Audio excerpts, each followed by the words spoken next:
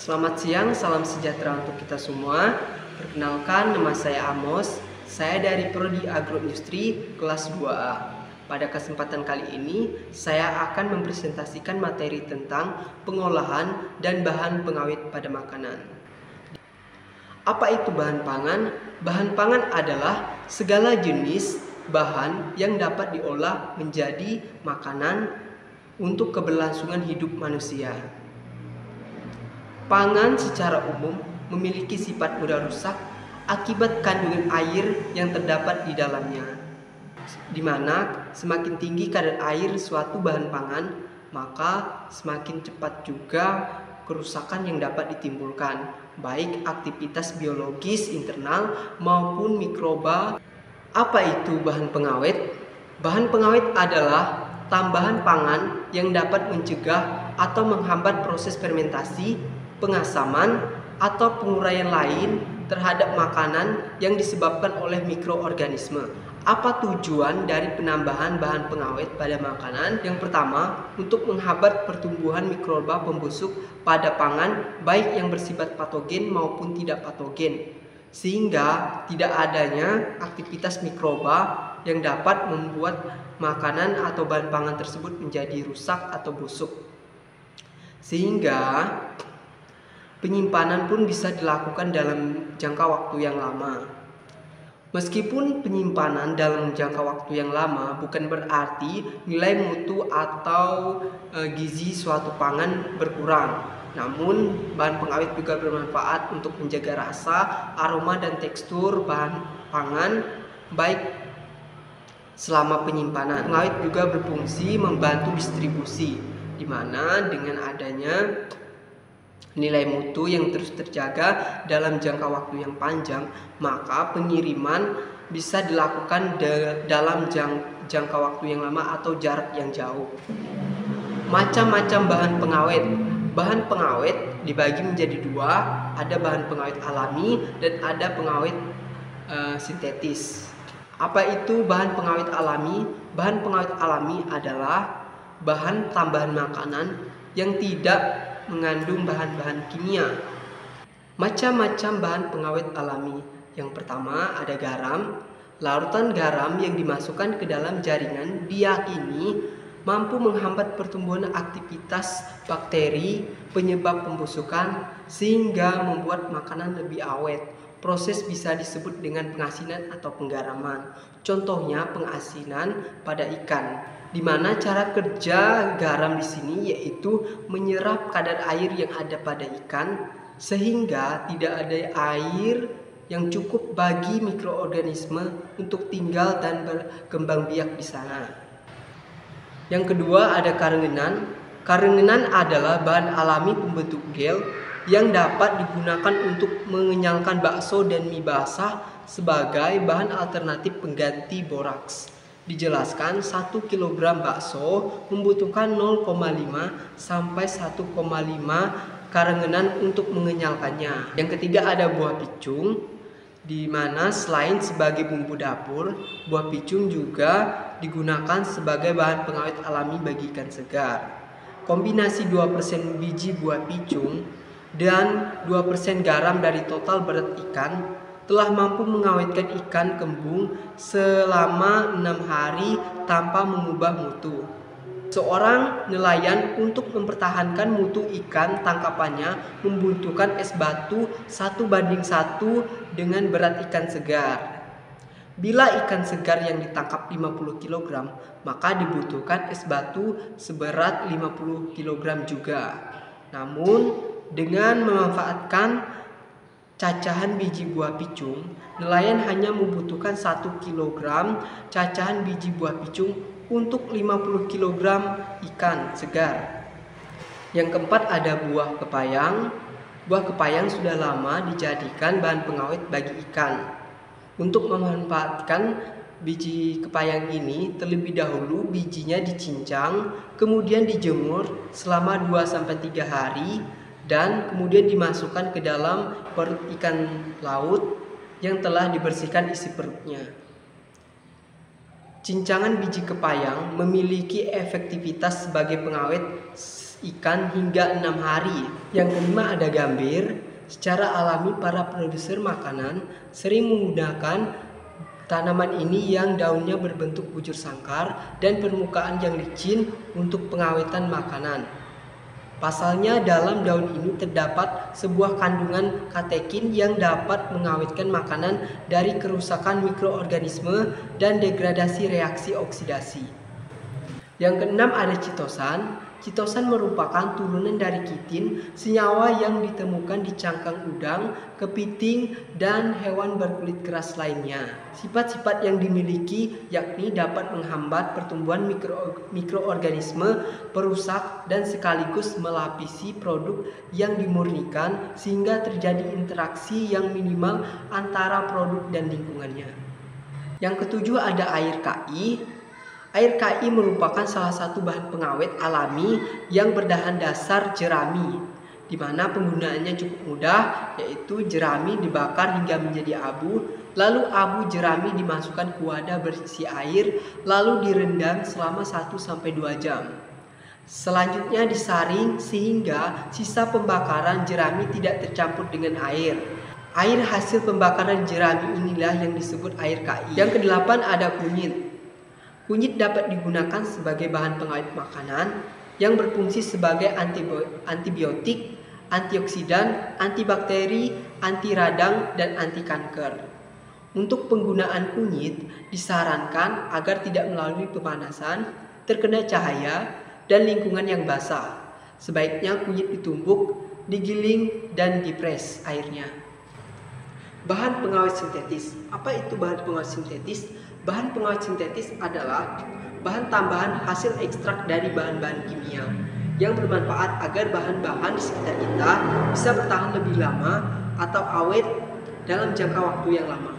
Macam-macam bahan pengawet sintetis. Yang pertama ada sodium benzoat.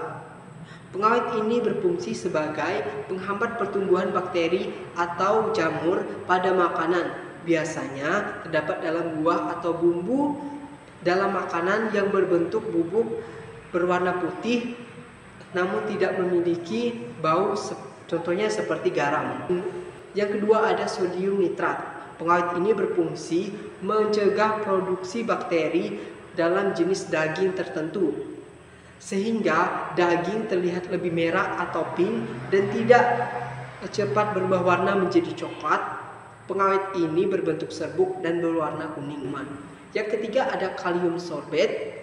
Kalium sorbet berfungsi sebagai penahan pertumbuhan jamur dan ragi pada makanan.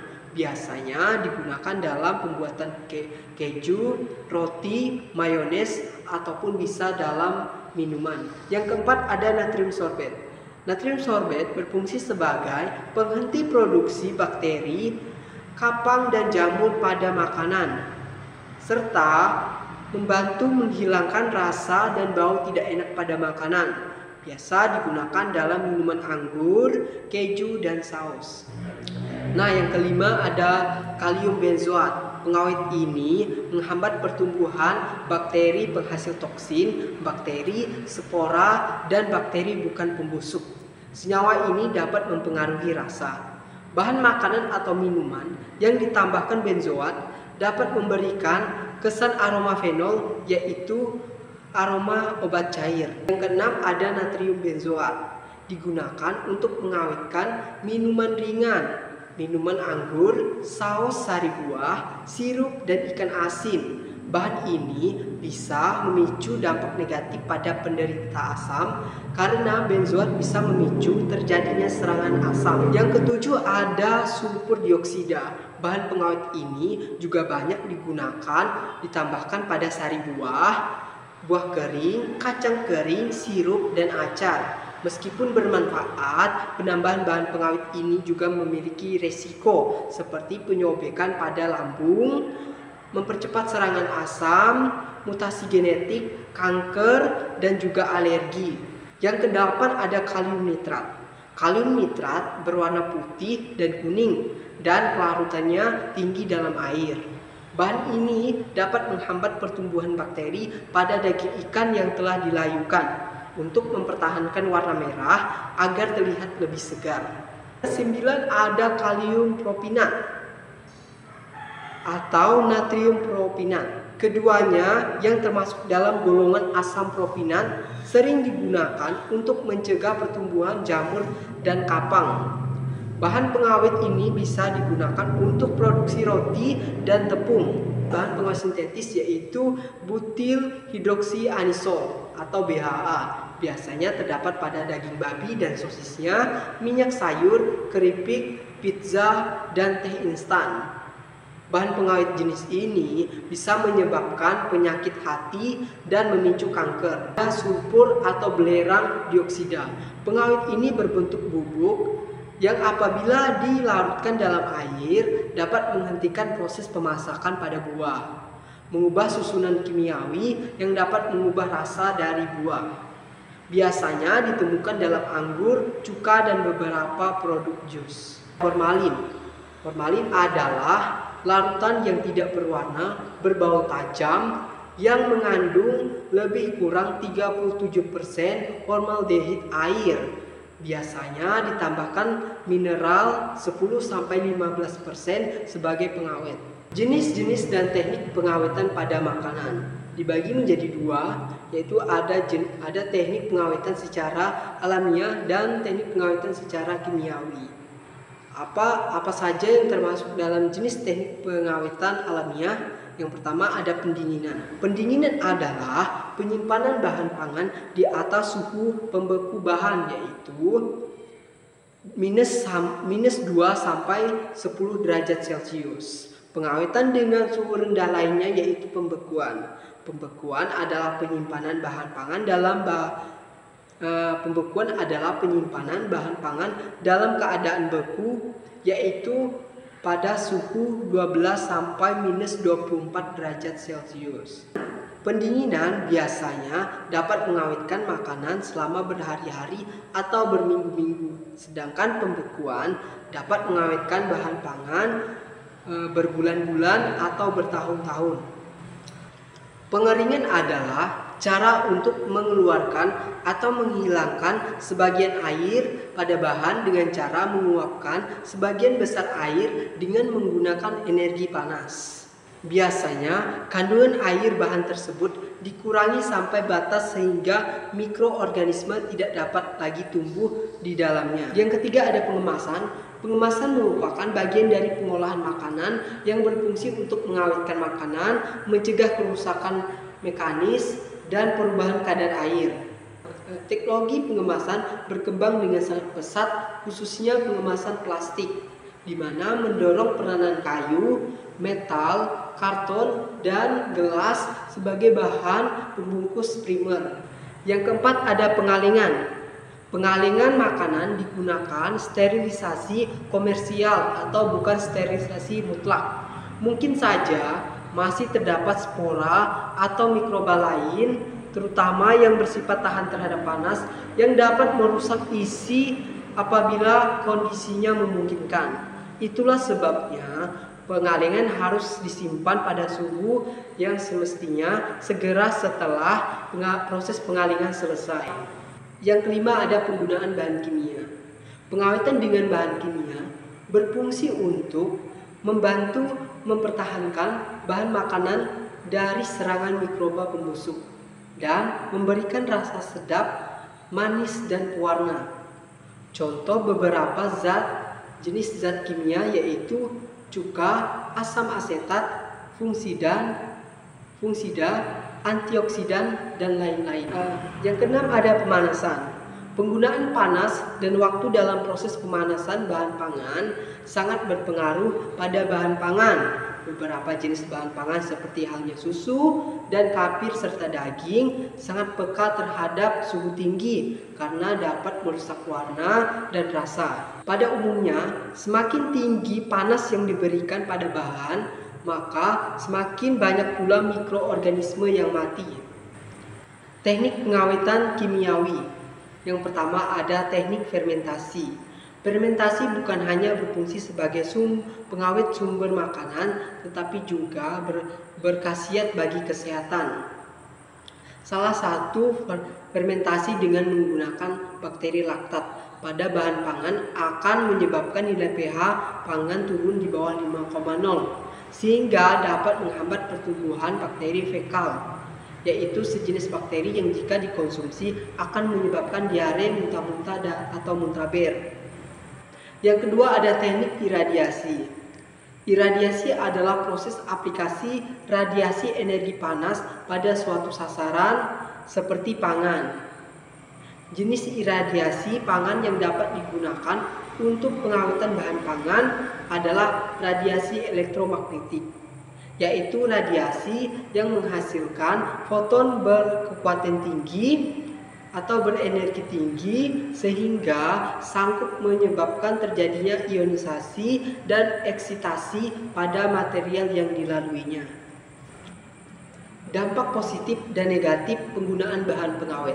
Dampak positif yaitu agar makanan atau minuman yang diberi bahan pengawet lebih tahan lama. Yang kedua, melindungi makanan dari serangan bakteri atau jamur. Yang ketiga, agar makanan atau minuman tetap terlihat segar. Yang keempat, agar bau dan rasa makanan maupun minuman tersebut tidak berubah. Dampak negatif penggunaan bahan pengawet. Yang pertama, kalium nitrat dapat menyebabkan keracunan apabila digunakan secara berlebihan. Dan yang kedua, ada kalium propinat dapat menimbulkan migren dan kesulitan tidur apabila digunakan secara berlebihan. Yang ketiga, di dalam tubuh natamycin ini juga bersifat toksin atau racun, sehingga bahan pengawet ini dilarang untuk dicampurkan ke dalam produk makanan atau minuman, baik sedikit maupun banyak. Kalium asetat juga merupakan racun bila masuk ke dalam tubuh. Untuk memperoleh rasa asam makanan atau minuman umumnya ditambahkan pengawet ini. Kalium asetat dapat menyebabkan rusaknya fungsi ginjal karena zat ini sulit dikeluarkan oleh ginjal. BHA merupakan pengawet semacam antioksidan sintetis. Pengawet ini digunakan untuk menghindari makanan dari rasa tengik akibat makanan teroksidasi oleh oksigen. BHA dapat menjadi karsinogen penyebab kanker apabila dikonsumsi berlebihan. Asam benzoat apabila digunakan secara berlebihan dapat menghambat enzim pencernaan untuk sementara waktu dan menurunkan kadar glisin. Selain itu, zat ini juga dapat mengganggu pernapasan khususnya bagi penderita asma. Dalam jangka pendek akut, bila tertelan formalin, maka mulut, tenggorokan, dan perut terasa terbakar. Sakit menekan, mual, muntah, dan diare dapat terjadi, pendarahan, sakit perut hebat, sakit kepala, hipotesis. Dalam jangka panjang, kronik mengkonsumsi bahan makanan yang mengandung formalin, efek sampingnya terjadi akumulasi formalin dalam tubuh. Timbulnya iritasi pada saluran pernapasan, muntah, sakit kepala, rasa terbakar pada tenggorokan, dan rasa gatal di dada. Kesimpulan, pengawetan adalah bahan yang dapat mencegah atau menghambat fermentasi, permasalahan atau penguraian lain terhadap makanan yang disebabkan oleh mikroorganisme. Bahan pengawet alami adalah bahan tambahan makanan yang tidak menggunakan bahan-bahan kimia. Bahan pengawet sintetis adalah bahan tambahan hasil sintetis dari bahan-bahan kimia yang bermanfaat agar bahan-bahan yang ada di sekitar kita bisa lebih tahan lama atau awet. Dalam teknik pengawetan makanan, ada teknik pengawetan secara alamiah dan ada teknik pengawetan secara kimiawi. Dalam pengawetan juga terdapat dampak positif dan negatif.